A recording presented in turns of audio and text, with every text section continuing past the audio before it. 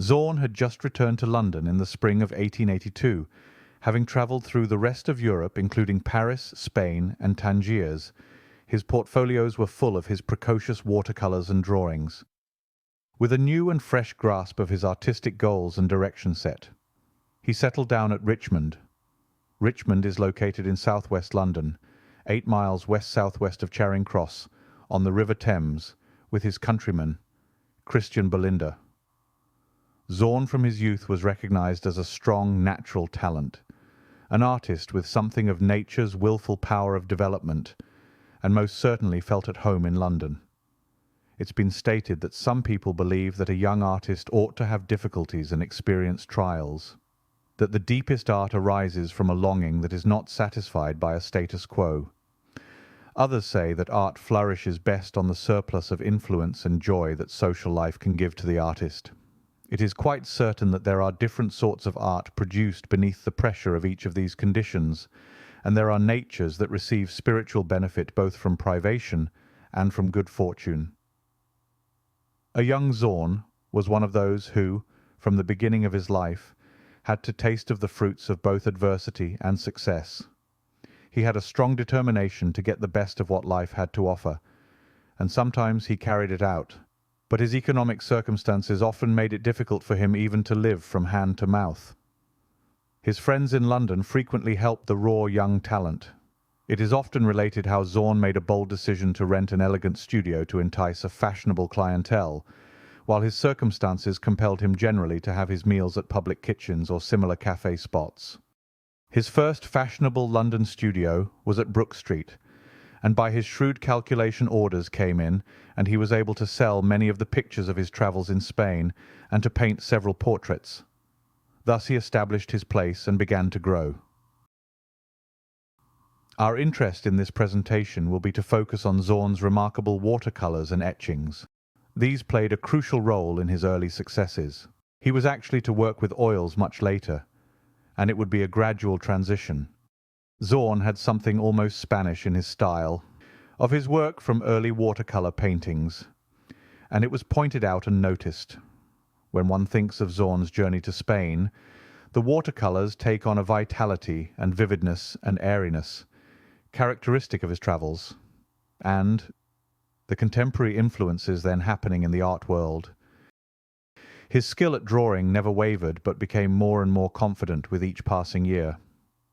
As we can see with his seemingly loose short hand and deft handling, his ability to characterize a scene proves the insightfulness and ability to penetrate nature.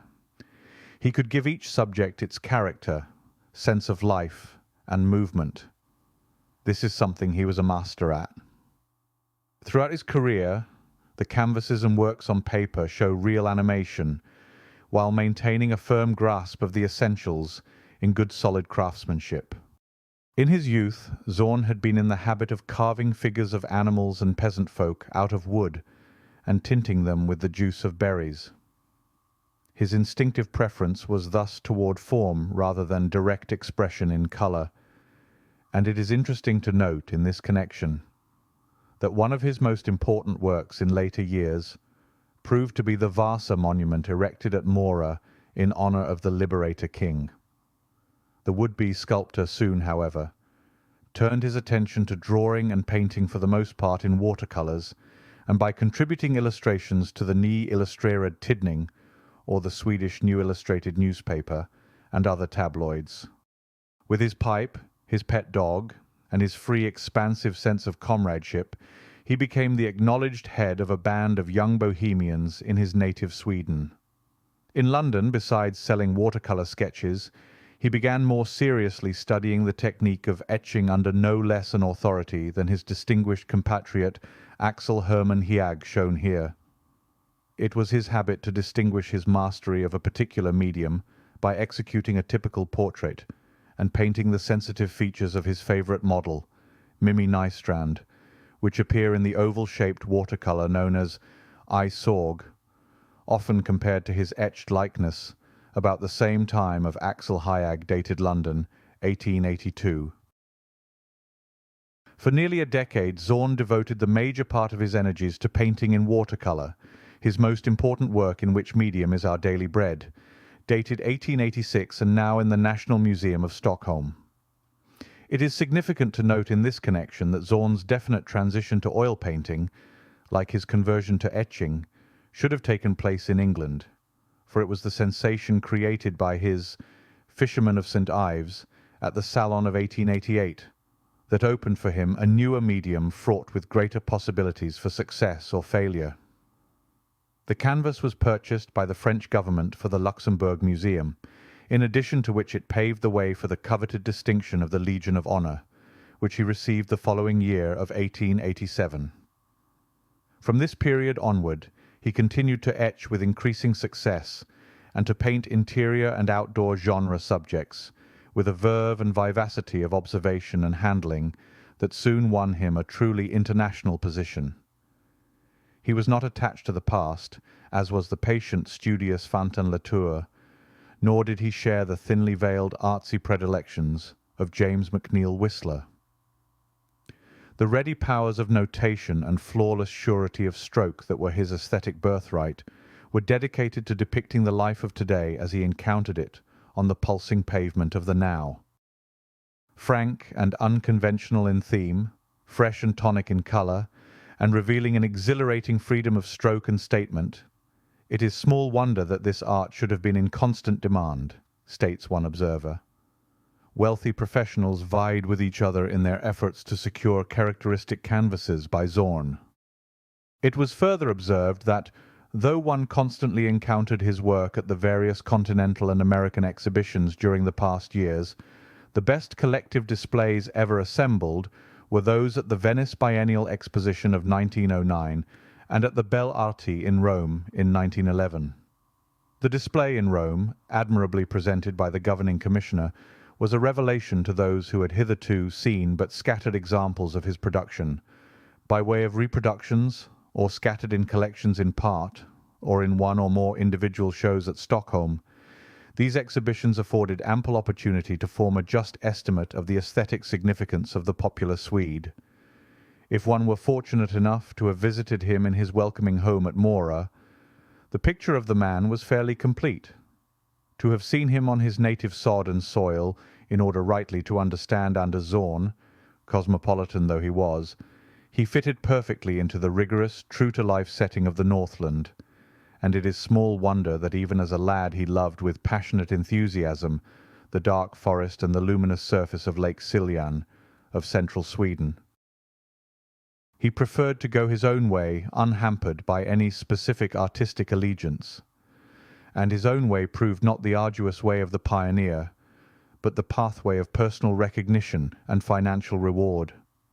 Not a few of the Swedes found success in the long run, as did Carl Larsson.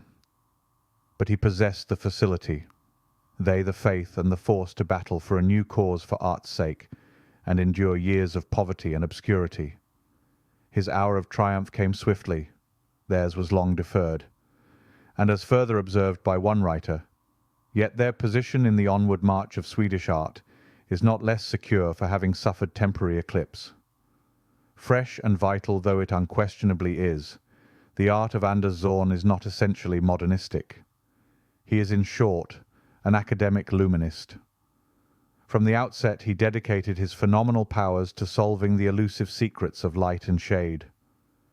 The early etchings, including Grandmother, dated 1884, and the Waltz of 1891, are pure studies in chiaroscuro, while such paintings as the Omnibus and the full-length Nude of 1894 in the Lamb collection are but amplifications of the same effect.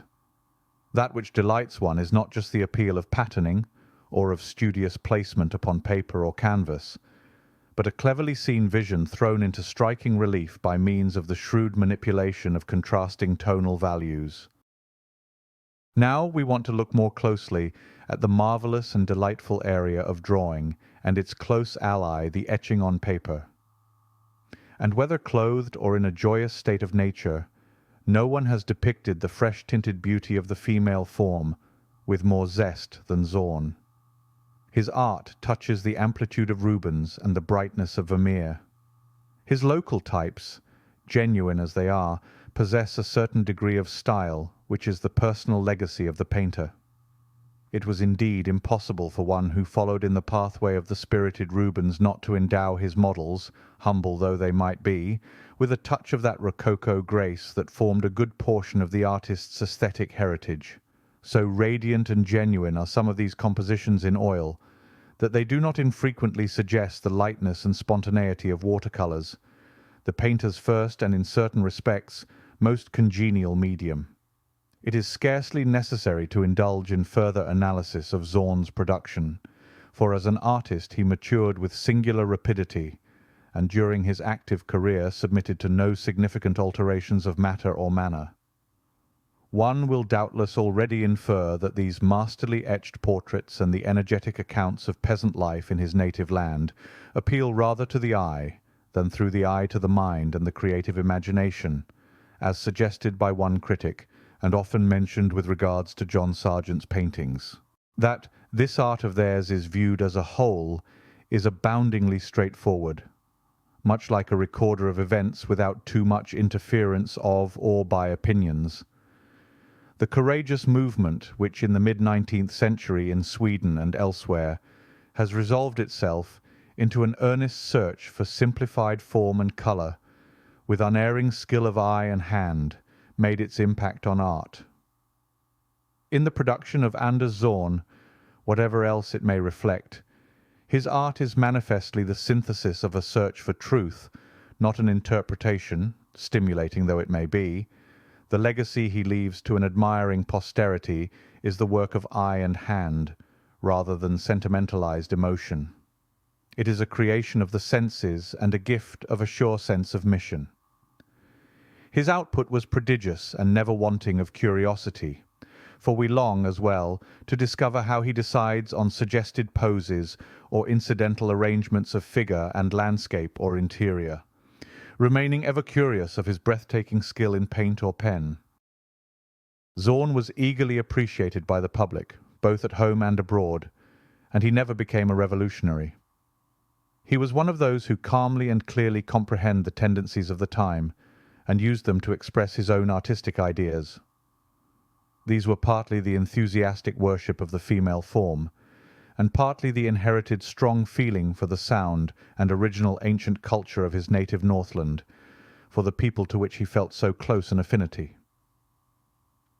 And in contemplating the artist whose character was just being created during the early notable years of apprenticeship, we must not forget the tourist and man of the world, with his gaze turned outwards, always determined, or that element in his character which tempted him to continual excursions in search of new sensations in his choice of subjects, the life-blood of artists then and now.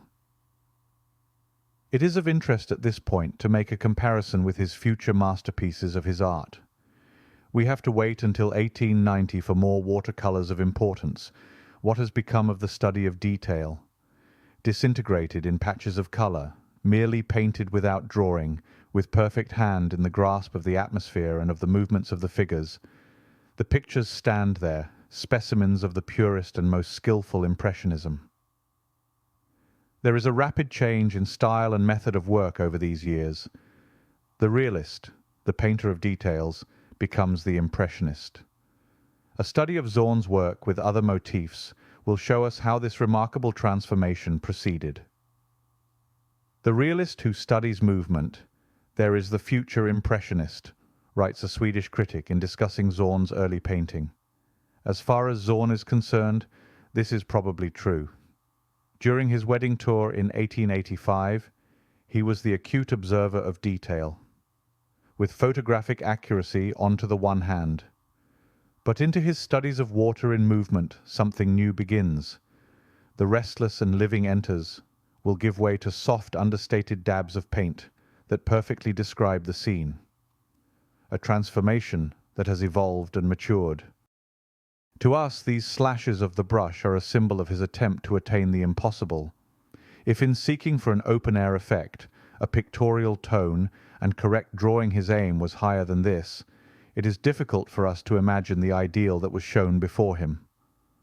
One writer observes, "Zorn's pictures of water deserve a few words to themselves." Soft and delicate tones are first applied, and after the paint has dried follow a few rapid, winding, dark strokes of the brush. With this formula he is able to produce a striking impression of reality. It is said that when these watercolours were first exhibited in Stockholm, they aroused the anger of the older connoisseurs and called forth the usual phrase, "This isn't how it looks." When these judges went down to the stream that runs glitteringly and swiftly just outside the Academy of Art, and really used their eyes in an unprejudiced way, they saw and admitted that Zorn was right. It was a blow to the old formula for reproducing the motion of water. Zorn often had in his time the power of remoulding people's way of looking, with that paradox, life imitates art. That is, if art is the fresh product of a conception realized by the eye of genius. Finally, we trust you enjoyed viewing the works of Anders Zorn as much as we did in presenting them. He was one of a kind, and while he was impartial in his method of working, he was still very much a romantic as well. His work as well as in his generous spirit to others. So with that, please remember to leave a like, and for those who would like to help the channel, there is a PayPal below for any donation you would like to add. Until next time, it's bye for now.